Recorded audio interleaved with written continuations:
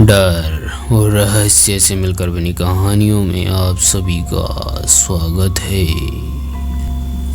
मित्रों, भारत देश विचित्रताओं का देश है। यहाँ पर एक सामान्य इंसान से लेकर बड़े बड़े व्यापारी भी ज्योतिष के सहारे आगे बढ़ते हैं। क्या ज्योतिष विज्ञान से इंसान अपने भविष्य को देख सकता है? इसका उत्तर तो वही लोग देख सकते हैं जिन्होंने इसे अनुभव किया हो। हम जिस चीज़ को जब तक अनुभव नहीं कर लेते तब तक वो हमें मिथ्या लगती है। जैसे किसी इंसान की नौकरी न लग रही हो और वो किसी ज्योतिष के कहने पर अपनी दैनिक जीवन में कुछ बदलाव करता है और संयोग से उसकी नौकरी लग जाए, तो वो इंसान ज़िंदगी भर इसे ज्योतिष का चमत्कार ही समझेगा।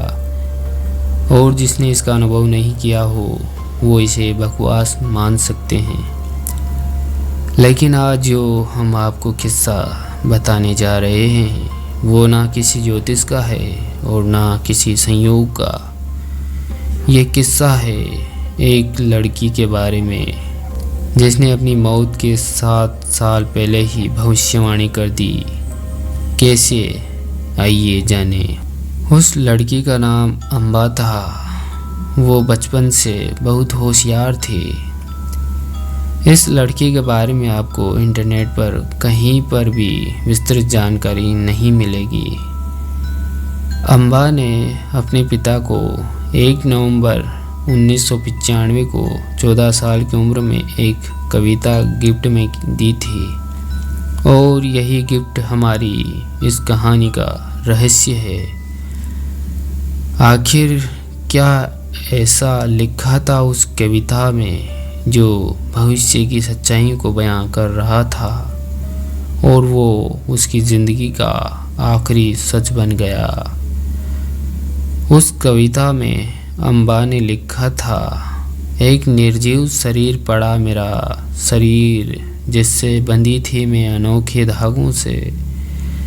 एक लगाव सा था क्योंकि वो मेरा शरीर था। तड़प रही थी मैं एक और सांस जीने के लिए। झूम उठी मैं अपनी आज़ादी से। मैं उड़ी में चली एक नई उड़ान भरने।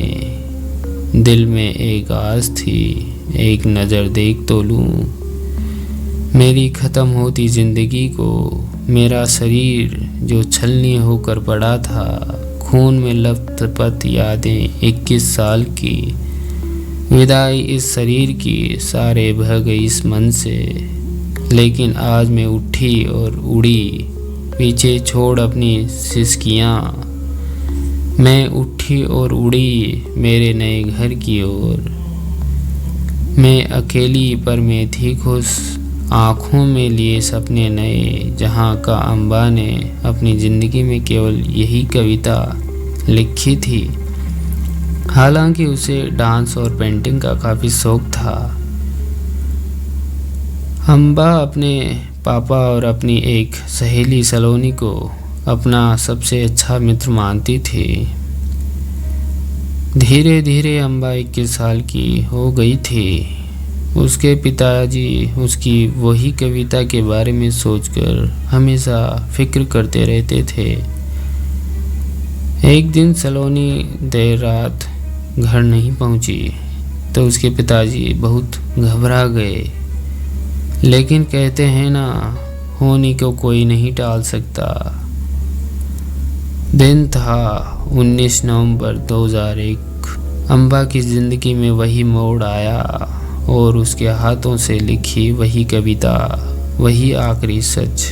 उसकी गाड़ी उस रात अंधेरे में भटकने से खाई में जा गिरी और वो उन्हीं कविता के पन्नों के ज़रिए अपने नए घर में पहुंच चुके थे।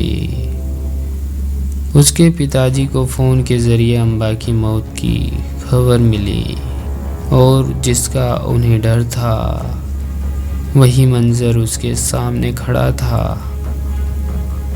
उसके पिताजी से मीडिया वालों ने इस बारे में पूछा तो उन्होंने ये सारा सच बताया और कहा, मैं भी एक दिन उसके नए घर में जाकर उसके साथ कुछ पल बिताऊंगा।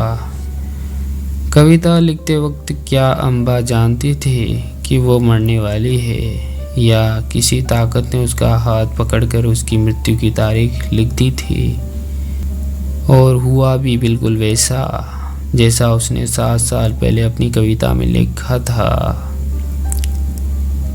इस तरह के सवालों के आगे कोई विज्ञान या लॉजिक काम नहीं करता, और हम ये मानने पर मजबूर हो जाते हैं कि कोई ताकत है, कोई शक्ति है जो हमसे ज़्यादा जानती है, और वो बराबर हमें चेतावनी देती है। बस हम नहीं समझ पाते उन इशारों को, मानो या ना मानो, लेकिन ऐसा होता ज़रूर है। तो दोस्तों, आपको यह डर और रहस्य से मिलकर बनी कहानियाँ कैसी लगी? अच्छी लगी तो लाइक, शेयर, सब्सक्राइब ज़रूर करें। ऐसी ही डर और रहस्यों से मिलकर बनी कहानियाँ देखने के लिए हमारे चैनल को सब्सक्राइब ज़रूर करें। मिलते हैं नेक्स्ट वीडियो में, तब तक के लिए डरते रहिए।